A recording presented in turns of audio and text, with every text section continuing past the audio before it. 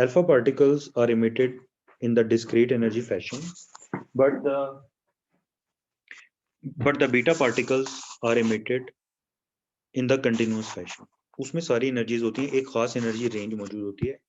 अब अगर आप ग्राफ प्लॉट करें number of particles versus energy, kinetic energy of the alpha beta particles, तो उसमें ये सारी एनर्जीज के बीटा पार्टिकल्स मौजूद होते हैं. ठीक है, और इसमें एक खास एनर्जी यहाँ पर आती है, वो कहलाती है and point energy, E maximum, कि उस मैक्सिमम एनर्जी तक के अल्फा पार्टिकल्स यहाँ पर इमिट होते हैं. तो Q is equal to Q के मैक्सिमम.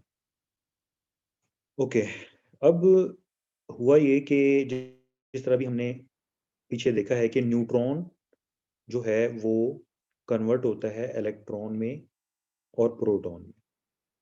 ठीक है, अगर हम ये जो एनर्जी कंजर्वेशन प्रिंसिपल है कि जो लेफ्ट साइड पे एनर्जी होनी चाहिए वही राइट साइड पे होनी चाहिए, वो इधर वायलेट हो रहा था. ठीक है, इसी तरह जो लेफ्ट साइड का टोटल मोमेंटम है और एंगुलर मोमेंटम है, और जो राइट साइड का टोटल एंगुलर मोमेंटम और मोमेंटम है, लीनियर मोमेंटम और एंगुलर मोमेंटम, वो भी कंजर्व नहीं था. यानी एनर्जी, लीनियर मोमेंटम और एंगुलर मोमेंटम नहीं. ये पीछे वाली इक्वेशन देखनी पड़ेगी दोबारा. Please go to the previous slide.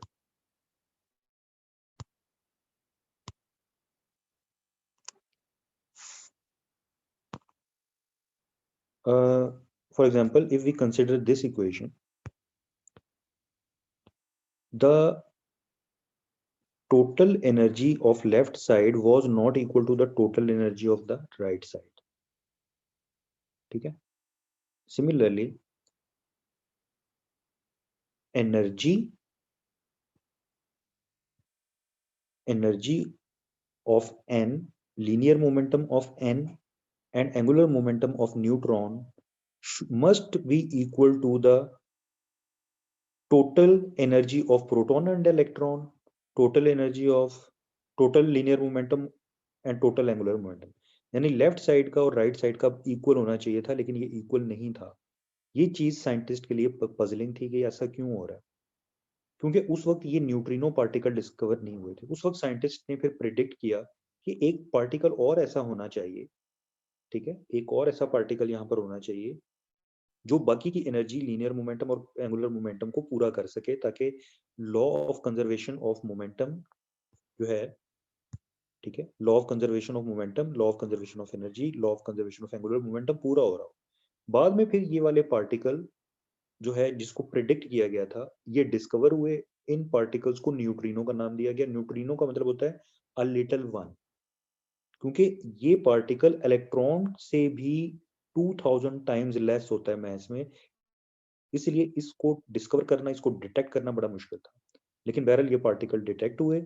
और फिर जो अगर हम इसका अगर हम न्यूट्रॉन का की टोटल एनर्जी, लीनियर मोमेंटम और एंगुलर मोमेंटम लें, और इन तीनों का की एनर्जी, एंगुलर मोमेंटम और लीनियर मोमेंटम लें, तो दोनों साइड की क्वांटिटीज इक्वल आती हैं. तब ये तीनों क्वांटिटीज कंजर्व रहती हैं, energy, linear momentum and angular momentum. ठीक है, okay, please go to the next slide again.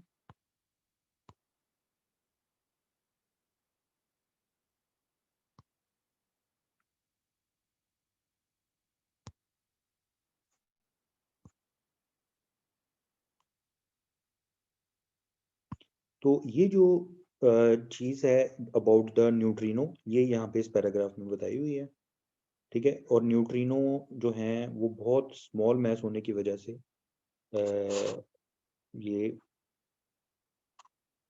बहुत कम डिटेक्ट होते हैं. लेकिन ये कहा जाता है ये जो न्यूट्रिनो पार्टिकल हैं, these are the most abundant particles in the universe, most abundant particles of physics in the universe.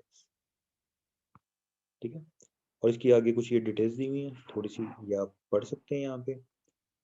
यहाँ पे इस डायग्राम में जापान में एक बहुत ही सेंसिटिव डिटेक्टर ने न्यूट्रिनोज को डिटेक्ट किया था.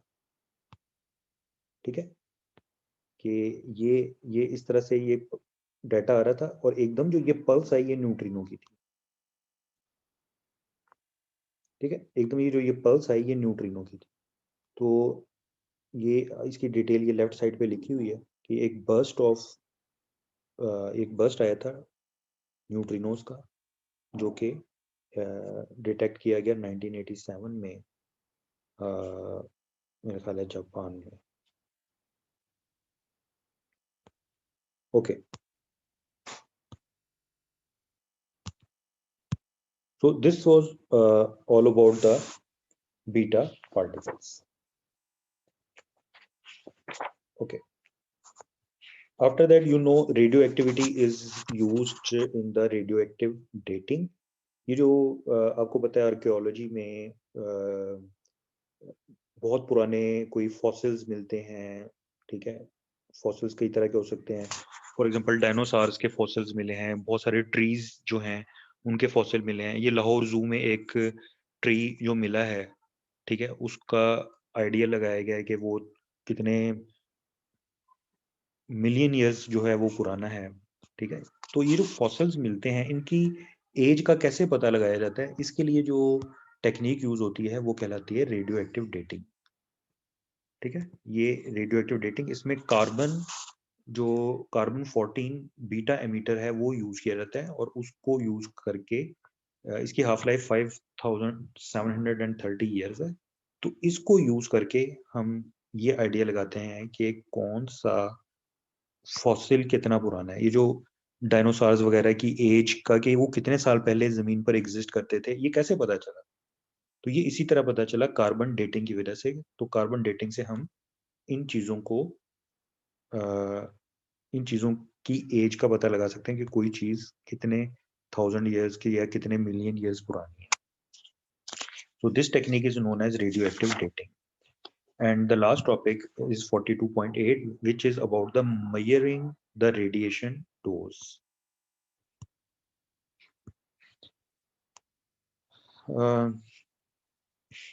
So measurement of the radiation dose, radiation doses has different units. There are doses of X-rays, dose of beta particles, dose of gamma rays, and so on. So there are different units which are being used in different way. For example, the absorbed dose. Absorbed dose means the unit of absorbed dose is gray. 1 gray is equal to 1 joule energy. When 1 joule energy is absorbed in 1 kilogram, then this quantity of absorbed dose is known as 1 gray. And this 1 gray is equal to 100 rad. Okay. So in this way, rad is a smaller unit. So 1 gray is equal to 100 rad. So this is the unit used for the absorbed radiation dose. Another is dose equivalent. So this dose equivalent is related to the biological effects. So this allows us to express the biological effect by multiplying the absorbed dose by a numerical RBE factor. ठीक है। तो ये 1 सेवरेट is equal to 100 RAM होता है। ये इसके just units हैं, आप इनको देख लें, ठीक है। तो ये 42.8 तक आपका सिलेबस है। तो you may ask the questions if you want from today's lecture.